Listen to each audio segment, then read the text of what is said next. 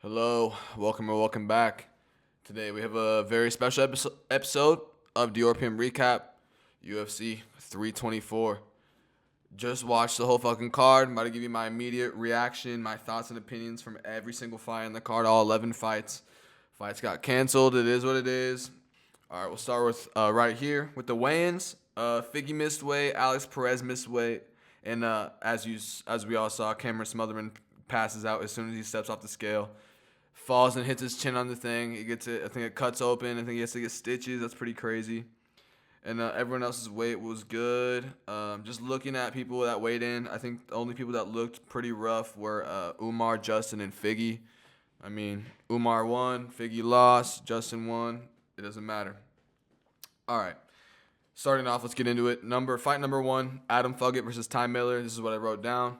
The two lands every time for Miller.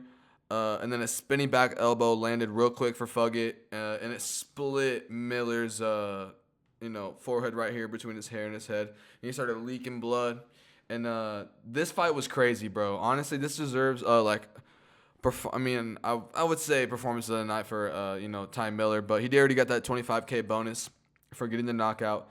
But and then they slug it out with around 1 minute to go, and then Miller drops him, and then Fuggett gets up and gets standing TKO'd, and the ref jumped in with 1 second to go. That fight was crazy, bruh. Fuggett really couldn't even really land anything on Ty. Ty really looked good. He definitely is someone to pay attention to, coming up in whatever division that was. I don't know off the top of my head. I forgot to write it down. Some rookie shit. Might have been welterweight. Might be wrong. Anyway. Like I said, definitely go back and watch that fight. The prelims on this card were starting off really strong, and this was a perfect way to start off this new generation in Paramount Plus. So, yeah, congratulations to Ty Miller. I rated that a 10 out of 10 fight. Like I said, fight ended with 1 second to go. A buzzer beater. Let's go.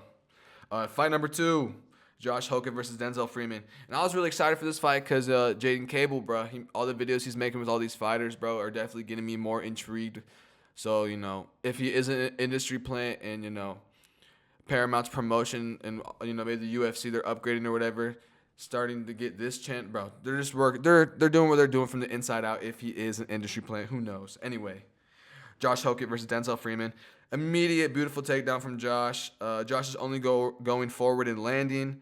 I wrote down what's even happening. Freeman is out on his feet, and Josh Hockett got the first ever middle finger walk-off TKO because, I don't even know what he landed, but then Freeman just, bro, he was getting touched the fuck up, bro. I'm surprised Freeman never, genuinely got flatlined. I rated this a 10 out of 10 as well. Very entertaining. I'm pretty sure this was a buzzer beater as well. Like on the last, I think Josh literally knew the round was about to be over.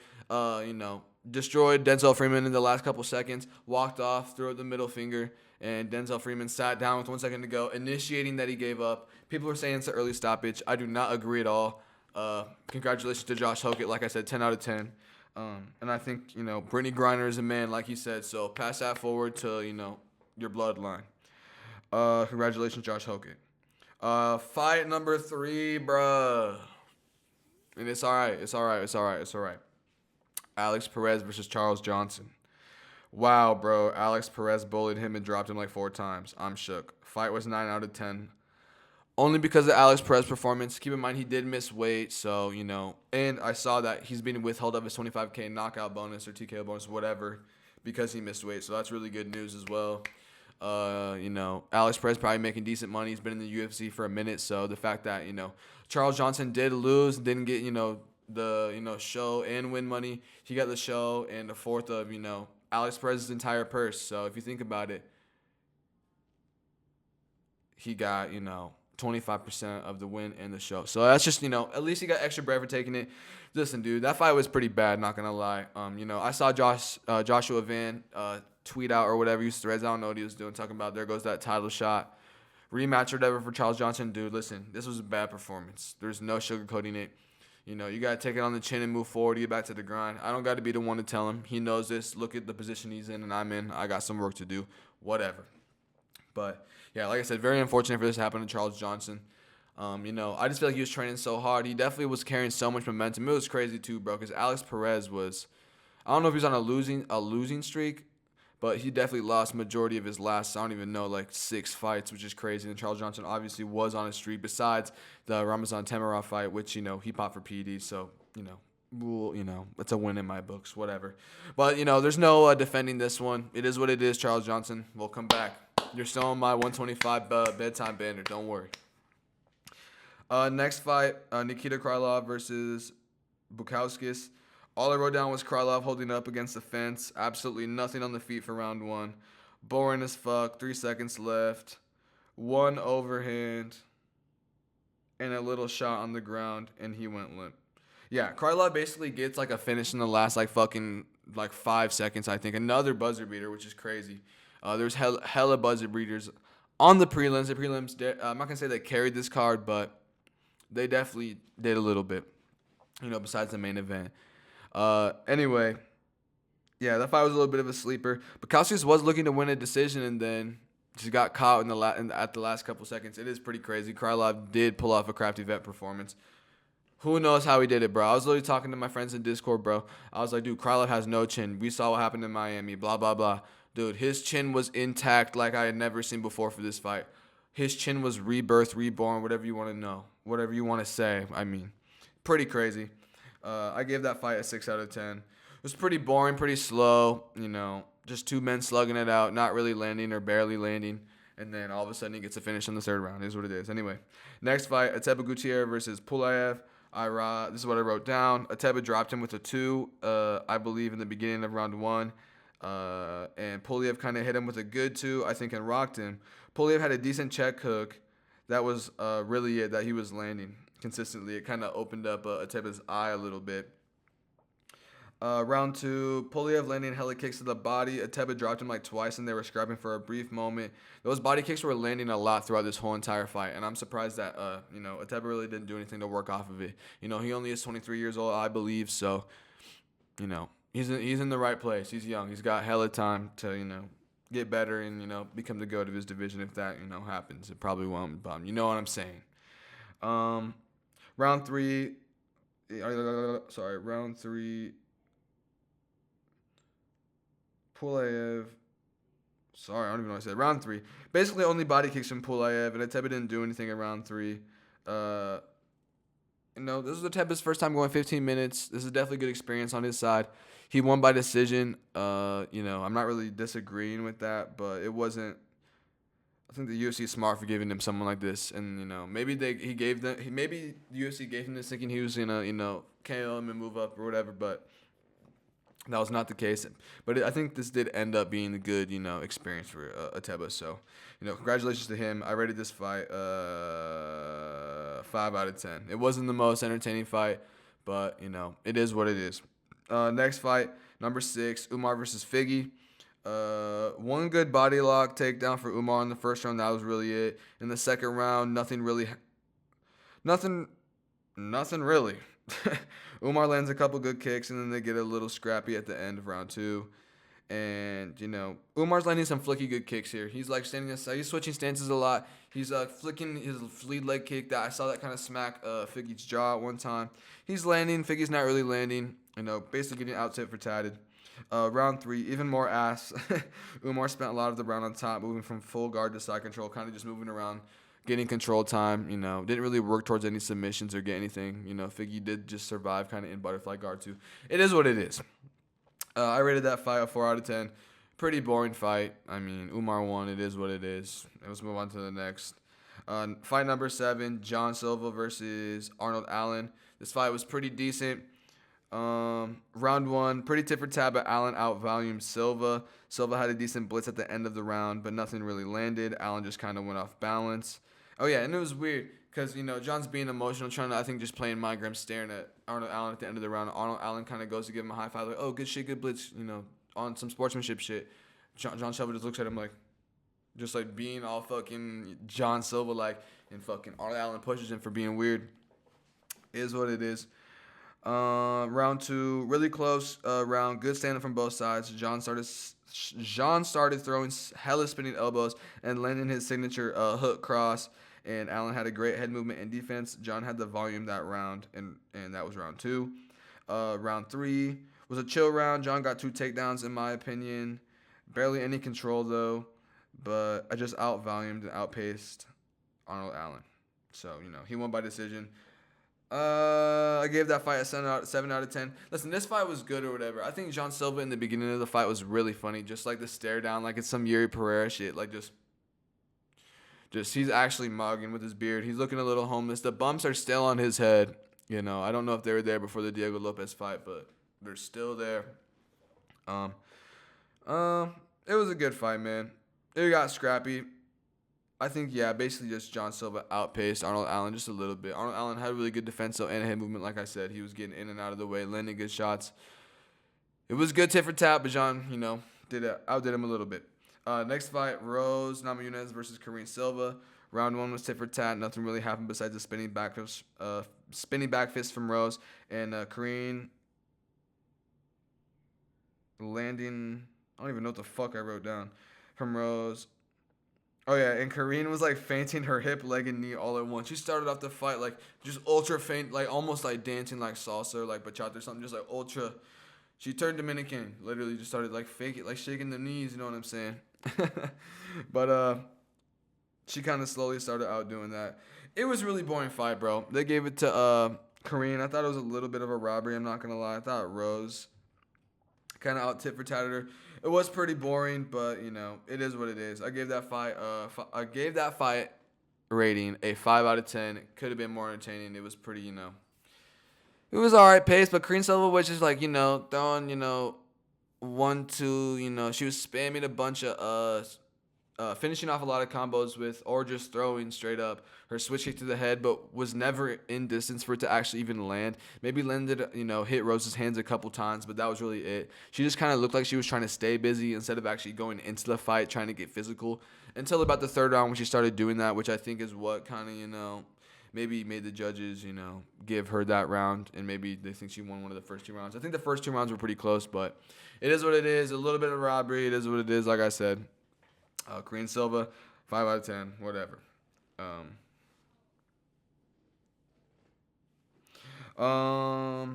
Next fight, Derek Lewis versus Waldo Cortez Acosta. Bro, we all saw this fight. My prediction was right, bro. Waldo was playing the distance and countering Derek. Derek couldn't really touch him for real in round 1. Round 2, either Derek got dropped from a jab or slipped. And I'm seeing this replay at least 50 times since it happened, watching on the TV, seeing on my Instagram, whatever. I think it was just perfect, just body movement and timing of the jab. The jab. So Derek Lewis was, coming up, I think, or, just kind of, standing up or whatever. Or maybe kind of, coming back or something. And then Waldo kind of throws, a little, honestly, a cross. He was, in the midst of, switching stances as he throw it. So I guess technically it was, a cross. I wrote down a jab, whatever. And kind of that was, the perfect amount of motion to kind of, send Derek's body to the ground. I think it clipped him a little bit, but I think it was just the tiny push that was perfect to send Derek to the ground, just with the momentum. That's all it needed, basically. If that makes sense. I don't know. But, he was looking tired, too. I'm not saying Derek gave up. I don't know. But I wouldn't be surprised is all I'm saying. So, brought that dub back home to the DR. Let's go, Salsa Boy. Let's go, Salsa Boy. I gave that fight a 7 out of 10. It was all right. It was all right, you know what I'm saying? It was a little weird. It was pretty boring for heavyweight scrap, especially when you're going into the fight and Derek Lewis is saying, I'm going to knock him out in the first exchange. That wasn't the case, but it is what it is. Next fight, Sean O'Malley versus Song Yadong. Round 1, pretty tit for tat. Song blitzed in a little more and also chewed up O'Malley's leg and scored a takedown with some control time. O'Malley didn't land much, just a good oblique kick and a spinning back kick for real to the body. That was round 1. That's it. I give that 1-0 Song. Round 2, Yadong continues to beat up that leg and stomp O'Malley's foot. He's kind of holding him, not like in a body lock, but they're up against the fence. He's kind of smudging him against the fence a little bit, whatever. He's stomping his feet, trying to just continue to beat up the legs, take away one of O'Malley's strengths. Started off the round with a good leg kick that made O'Malley switch stances immediately. That shit probably sunk in good. O'Malley had a good scramble after getting taken down by Song again in round 2, but got right back up. O'Malley landed a couple decent shots. That's kind of all round 2 was. I would personally give that to Song just from control time and also, beating up that leg and, making O'Malley show any sort of weakness. Yadong kind of just came forward, But round two, the damage did start accumulating a little bit. So they could give round two to O'Malley barely just based off damage, not, dominance from Song Yadong. It is what it is. Round three, I think O'Malley won this round because of volume and accumulation of damage. That shit started building up. Yadong started bleeding from the mouth, from the nose down. Yadong slowed down in the third round and just gave up on the kicks. Yeah, I don't know why he stopped kicking. He's probably just getting tired, and maybe he kicked, maybe got checked, maybe his foot started hurting, maybe like I said, he's just getting gassed. Slowed down in the third round. It was a pretty decent pace for the first two, and he was slugging and throwing that, so that probably makes the most sense to me. I really think it was 29-28 Yadong, and I'm really standing on that.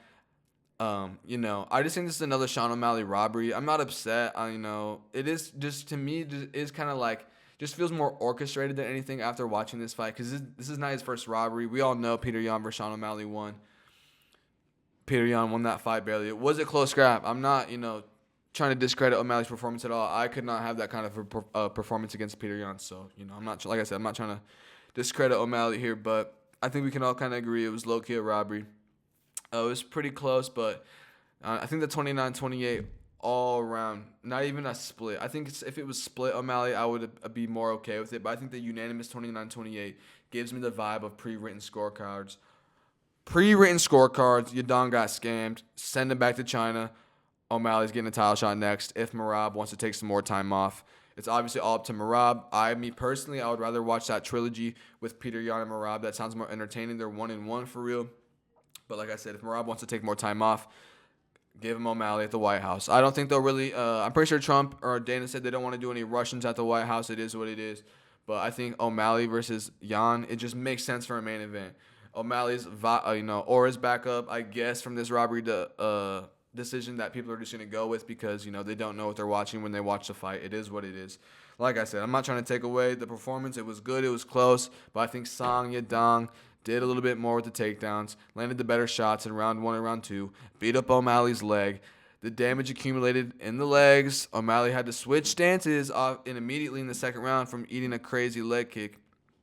Listen, it is what it is. I don't want to keep on repeating myself. I think it was a robbery. I'm not going to sit here to convince you otherwise. So, sorry. Last fight, main event. Justin Gaethje versus Paddy Pimblett. Let's just give a round of applause for this fight. What a fucking brute Paddy Pimblett is, bro. The beating he took, he stands on business by saying sorcerers don't get knocked out. Scousers or whatever. Listen, I'm just going to go through what I wrote down, and then I'll give you my thoughts and opinions after. Justin Gaethje versus Paddy Pimblett, round one. They're getting scrappy, and Justin dropped Paddy up against the fence and got ground and pound. They were up against the fence a little bit, and Justin kind of hits a good uppercut, rocks Paddy perfectly, you know what I'm saying? Falls back, gets a little bit of ground and pound. He kind of holds him down in the headlock position. And I was thinking maybe you could go for like an Anaconda or a Darce, whichever one that is. What I don't fucking know or care. But, he's not really a submission artist. He's kind of holding him there.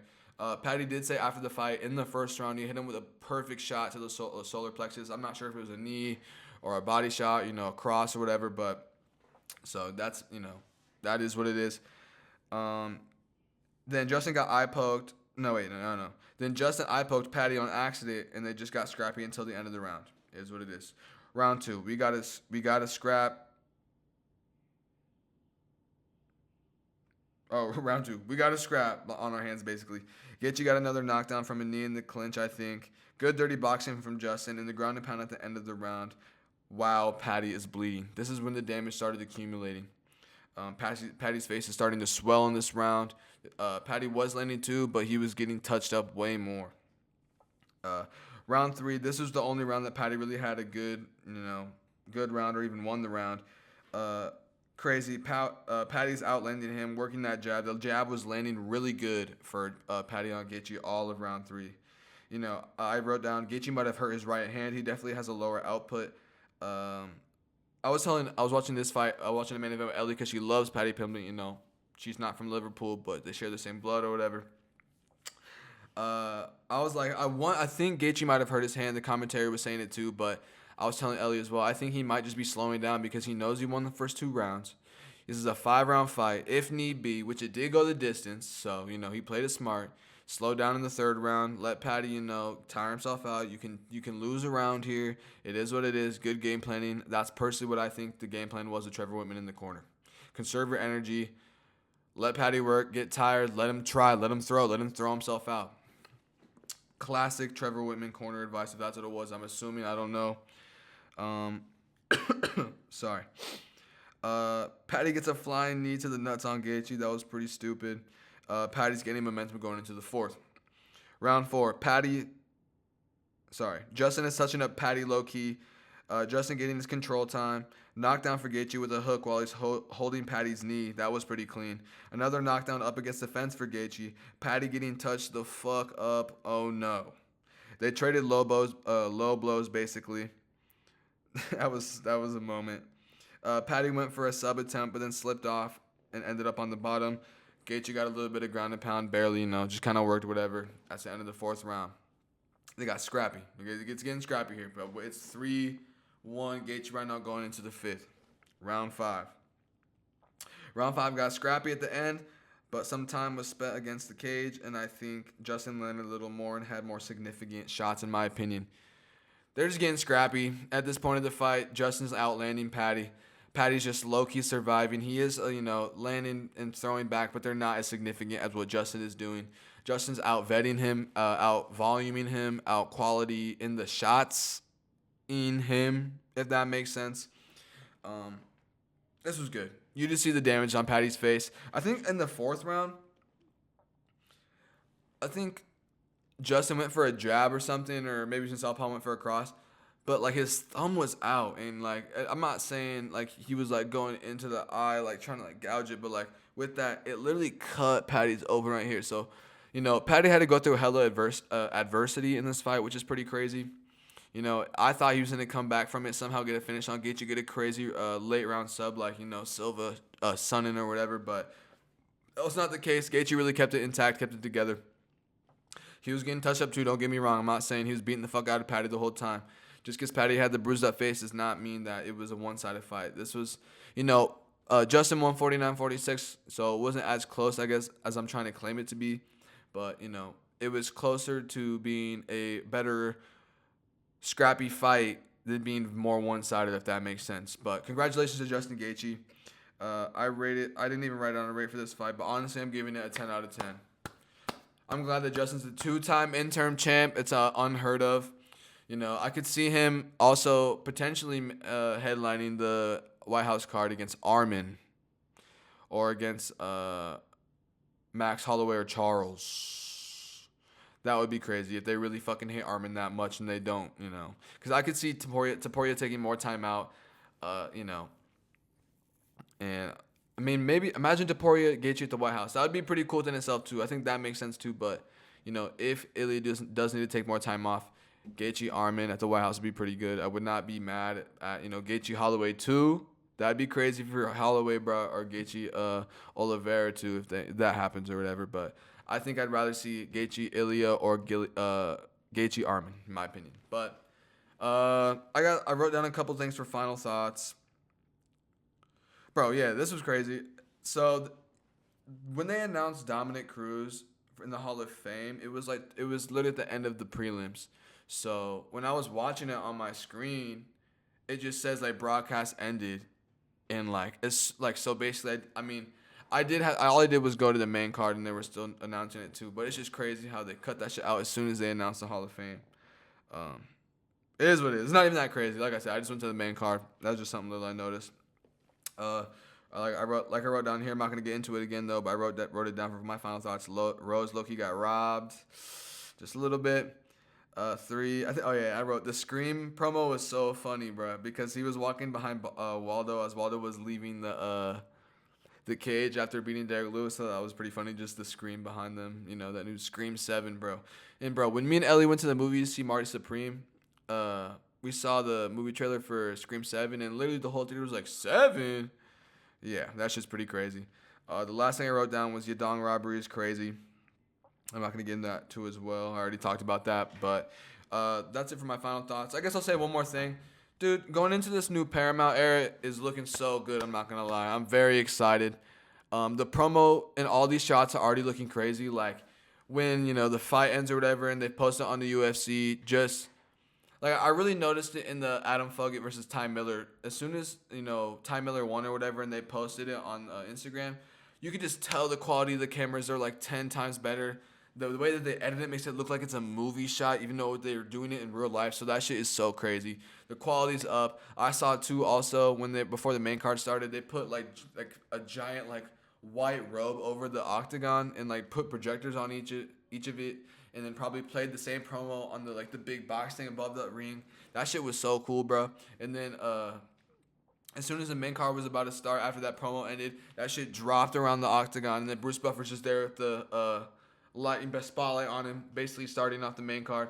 Dude, that shit is so crazy. The promo and the whatever Paramount's doing to, do what they need to do, bro. I'm so excited for this. That's all I'm trying to say. I don't want to keep on repeating myself, but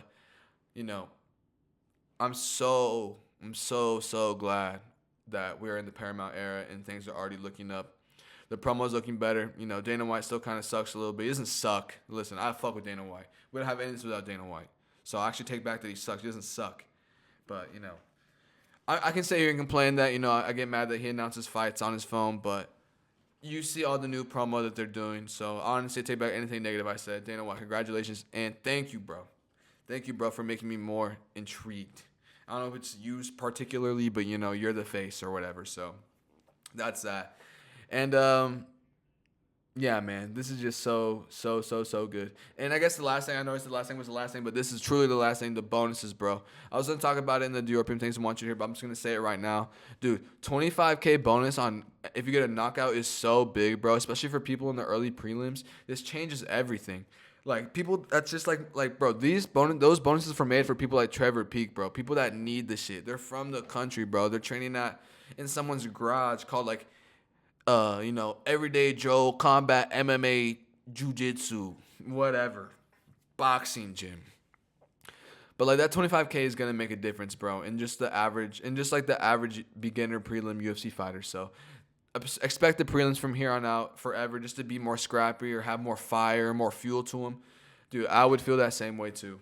And the fact that it's $100,000 per bonus now is great. So imagine you get performance of the bonus and fight of the night. That's $200K in your pocket instead of just $100K. Or if you just get it, it's $100K each. So that's really good to hear for the fighters. I hope the base pay goes up just a little bit too. You know what I'm saying? It's got to go up significantly. Fighters are obviously getting. I'm not gonna say they're not getting paid good enough, but now that they have all these options, especially the 25K knockout bonus, you can't complain about fighter pay now, bro. You cannot complain about fighter pay now. So. But anyway, what a great event. I'm so glad it happened the way it did. That was for UFC 324. Don't forget to like, comment, subscribe. If you have any comments, if you think I'm wrong about anything, let me know what you guys think. I appreciate you guys. Thank you.